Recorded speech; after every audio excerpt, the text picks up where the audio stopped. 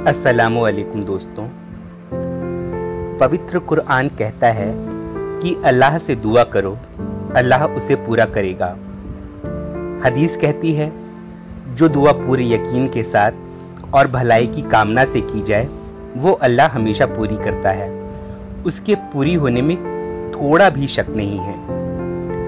जब मैंने मशहूर मनोवैज्ञानिक डॉक्टर जोसेफ मर्फी की किताब आपके अवचेतन मन की शक्ति पढ़ी तो उसने मेरे मन पर अपने अनेक सच्चे उदाहरणों की वजह से बड़ा असर किया, और मैंने जो ये धार्मिक संदर्भ बताए हैं उनका मिलान इसी वजह से किया क्योंकि मुझे उस किताब की बातें सच्चाई के करीब महसूस हुई कि मजहबी इस्लाम भी उनकी तायीद करता है। किताब का सार ये है कि अगर आप पूरे सकारात्मक विश्वास से ईश्वर से जो कुछ भी मांगेंगे और उस चीज़ को पाने के बारे में किसी भी तरह के नकारात्मक विचार को अपने मन में आने नहीं देंगे तो वो चीज़ लगातार सकारात्मक इच्छा जतलाते रहने की वजह से चमत्कारिक ढंगों से आपको मिल जाएगी। किताब बताती है कि किस तरह लोगों ने डट कर बिल्कुल अप्राप्य लगने वाली चीज़ों की इच्छा सकारात्मक ढंग से की तो वही कार, वही पर्स, वही प्रसिद्धि, वही नई खोज उन्हीं जैसे किसी अदृश्य शक्ति ने चमत्कारी ढंग से दिला दी। मैं अपना उदाहरण दूं, मैं जब ग्रेजुएशन कर रहा था तो मैंने फिर से वो स्कूल लाइफ चाहिए जिसमें ड्रेस पहनकर आप स्कूल जाते हैं, वहाँ पर अपने साथियों से हंसी मजाक करते हैं। मुझे वो मिली थी लेकिन मैं उसको जी नहीं पाया था। लेकिन जब ग्रेजुएशन हुआ मुझे ऐसा लगा कि अब पढ़ाई ख़त्म हो रही है तो मैंने बड़ी तमन्ना करी कि मुझे वापस वो दिन मिल जाएं जब मैं ड्रेस पहनकर जाया करता था। और चमत्कारिक ढंग से वो चीज़ मुझे वापस मिली कि मुझे एक कंप्यूटर कोर्स में ज़बरदस्ती पापा ने दाखिला दिलवा दिया और वो मेरी स्कूल लाइफ का सबसे अच्छा टाइम बन गया। जब मुझे ड्रेस पहनकर जाना होता था वहाँ पर अच्छे अच्छे साथी मिले, उनके साथ हंसी मजाक बातचीत सारी ज़िंदगी के लिए एक मीठी याद बनकर रह गई है। मैंने अपनी ज़िंदगी में कभी भी बहुत ढेर सारे दोस्त नहीं बनाए, कोई वजह थी, लेकिन मैंने बड़ी शिद्दत से बड़ा फ्रेंड सर्कल चाहा। काफ़ी बड़ा फ्रेंड सर्कल मैं हमेशा चाहता था।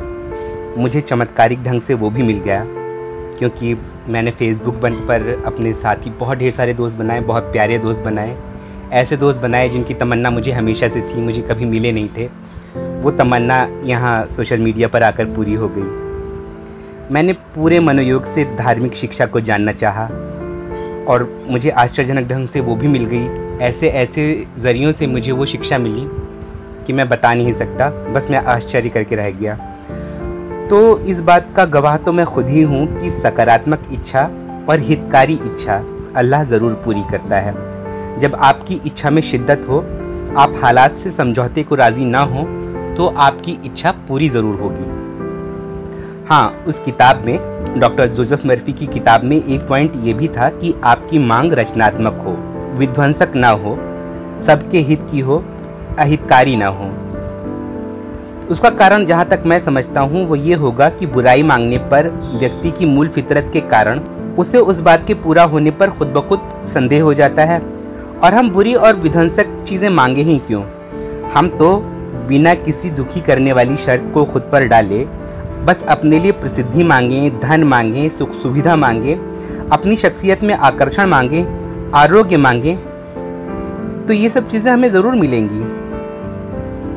आपने बाबर और हुमायूं की कहानी सुनी होगी कि किस तरह बाबर ने अपने लिए मौत मांगी थी ताकि हुमायूं जीवित रहे, जिंदा रहे। इस तरह की आत्मघाती मांगे आप कभी ना मांगे क्योंकि आपका ईश्वर अल्लाह बहुत बड़ा है। अब उसके लिए कुछ भी मुश्किल नहीं है कि वो आपकी हर एक मांग को पूरी करे बगैर आपसे कोई भी बदला मांगे। बस आप उसके लिए दिल से झुके रहें, इतना काफ़ी है। डॉक्टर मर्फी ने रात को सोने से पहले जिस चीज़ की हम इच्छा कर रहे हैं उसको बार बार याद करना, दोहराने को ये सबसे असर वाला उपाय माना है।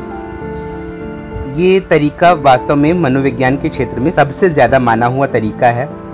डॉक्टर मर्फी कहते हैं कि नींद की स्थिति में हमारा अवचेतन ज़्यादा प्रभावी और हावी हो जाता है।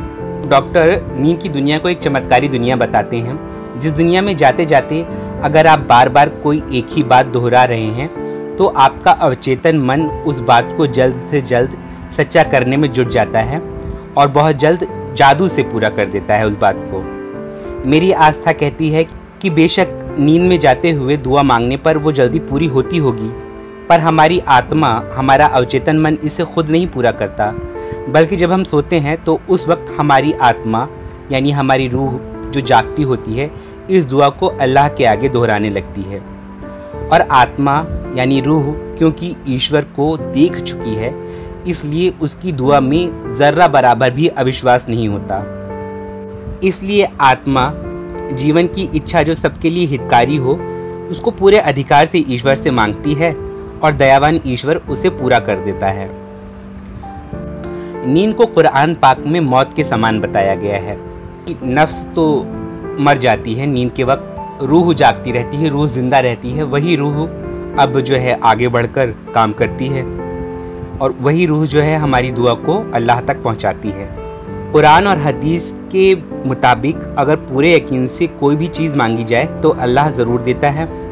तो यूं भी विश्वासी की आत्मा और अल्लाह के बीच मधुर संबंध होता है जिसमें हितकारी दुआ के लिए इनकार की कोई वजह नहीं है। डॉक्टर मर्फी ने नींद में बढ़िया विचार, एक लेखक के मन में आना, उज्जवल भविष्य के लिए सलाह पाना जिसे इस्लामी शब्दकोश में इस्तिखारा कहा जाता है, अच्छा जीवन साथी अपनी ओर आकर्षित करना जैसे कामों की युक्ति सुझाई है।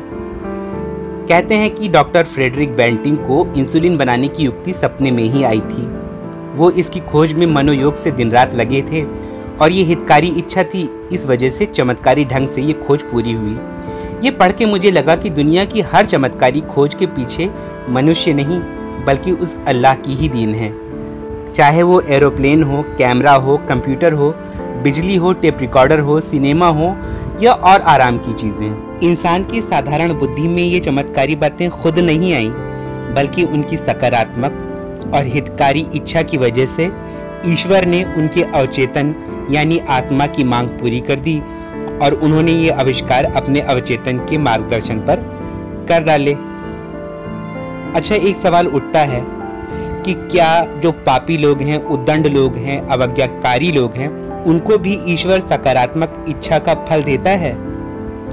इसका उत्तर कुरान की उस आयत में है जहां लिखा है कि जो चाहता है खेती दुनिया की अल्लाह उनको उसमें से देगा और जो चाहता है खेती आखिरत की तो अल्लाह उनको उसमें से देगा।